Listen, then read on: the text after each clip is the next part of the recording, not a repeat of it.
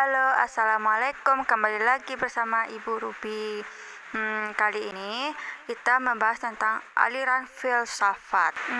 Aliran filsafat itu apa ya? Aliran filsafat itu cara pandang, prinsip, keyakinan, seperti apa itu kebenaran, apa itu realitas atau kenyataan.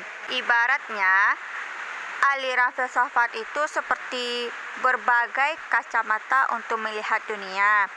Contohnya, ada yang melihat dunia dari pikiran, ada yang percaya hanya yang bisa disentuh dan dilihat yang nyata. Aliran pertama yaitu aliran idealisme. Aliran idealisme adalah aliran filsafat yang meyakini bahwa pikiran, ide, atau jiwa lebih nyata dan lebih penting daripada benda atau dunia fisik. Menurut idealisme, segala sesuatu bermula dari ide, bukan dari materi. Dalam agama Islam, niat baik, iman, dan ilmu juga lebih utama daripada hal-hal dunia yang sementara. Ciri-ciri idealisme: pertama, pikiran lebih utama daripada benda. Kedua, realitas bersifat spiritual atau mental. Ketiga, dunia nyata dianggap sebagai bayangan atau hasil dari ide. Keempat, pengetahuan sejati didapat dari pemikiran dan perenungan, bukan dari pengalaman saja. Contoh tokoh dalam aliran idealisme yaitu Plato dan George Berkeley dan Immanuel Kant. Contoh sederhana untuk penjelasan aliran idealisme. Seorang anak ingin menjadi dokter. Walaupun sekarang dia belum jadi dokter, tapi karena dia percaya dan punya ide itu di pikirannya, maka dia akan semangat belajar dan akhirnya bisa jadi dokter. Contoh kedua, seorang anak dia ingin sholat. Di pikirannya, dia berniat untuk mendekatkan diri kepada Allah. Walaupun belum mulai gerakan sholat, niat di dalam hati anak tersebut sudah dihitung sebagai pahala. Jadi, idealisme itu percaya bahwa pikiran, ide, dan cita-cita bisa mengubah dunia. Apa yang kamu pikirkan dan bayangkan bisa jadi kenyataan kalau kamu percaya dan berusaha. Aliran filsafat yang kedua itu humanisme. Humanisme adalah cara berpikir yang menghargai semua manusia.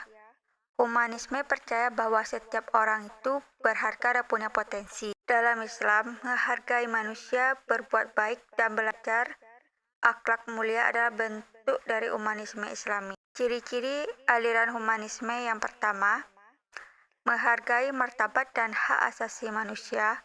Kedua, percaya bahwa manusia punya potensi besar untuk berkembang. Ketiga, pendidikan harus membantu manusia menjadi lebih baik dan bijaksana. Keempat, meningkatkan pengalaman dan perasaan manusia. Tokoh humanisme yaitu Erasmus. Contoh humanisme dan kehidupan sehari yaitu yang pertama, bersikap adil walaupun berbeda agama atau suku. Andi tidak mengejek teman yang lambat membaca, tetapi Andi membantu dan menyemangati teman tersebut. Aliran filsafat yang ketiga yaitu rasionalisme. Rasionalisme adalah aliran filsafat yang percaya bahwa akal atau pikiran adalah sumber utama pengetahuan. Dalam Islam, akal atau pikiran sangat dihargai. Banyak ayat Al-Quran yang memerintahkan manusia untuk berpikir, merenung, dan menggunakan akal untuk memahami kebenaran. Ciri-ciri rasionalisme yang pertama, mengutamakan logika dan akal sehat. Yang kedua, percaya bahwa manusia bisa memecahkan masalah dengan berpikir. Ketiga, ilmu pengetahuan bisa ditemukan lewat berpikir logis, bukan hanya dari melihat atau merasakan. Contoh tokoh dalam aliran rasionalisme yaitu René Descartes dan Al-Ghazali. Contoh sederhana dari aliran rasionalisme yaitu contohnya, Ali belajar matematika. Saat temannya bilang 5 tambah 3 sama dengan 9, Ali tidak langsung percaya. Ia berpikir dahulu, lalu menghitung dengan jari dan menemukan jawaban 5 tambah 3 sama dengan adalah 8.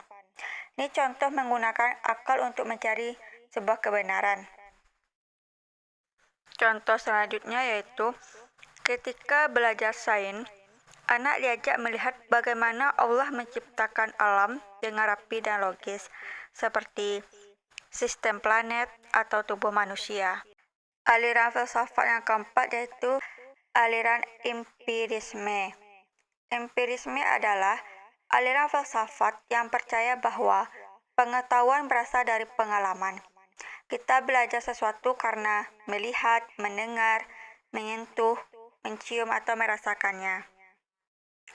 Dalam Islam, mendorong manusia untuk melihat alam, mengamati ciptaan Allah, dan menggunakan panca indera untuk menambah ilmu.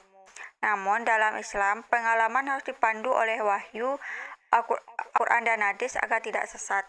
Ciri-ciri empirisme: pertama, pengetahuan datang dari pengalaman nyata.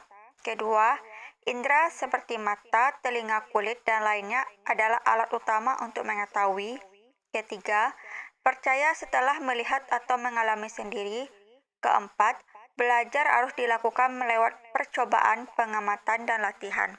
Tokoh dalam aliran empirisme yaitu John Locke, kemudian Ibnu Sina. Contoh sederhana dalam aliran filsafat empirisme yaitu, anak belajar puasa, lalu merasakan langsung manfaatnya seperti sabar, sehat, dan bersyukur. Kemudian contoh selanjutnya, saat kita pertama kali makan lemon, kita bilang, "Wah, rasanya asam." Itu adalah empirisme karena kita tahu dari merasakannya sendiri. Nah, itulah materi kita kali ini tentang aliran filsafat. Mudahan bermanfaat dan terima kasih sudah menyaksikan dan sampai ketemu lagi di materi selanjutnya. Assalamualaikum warahmatullahi wabarakatuh.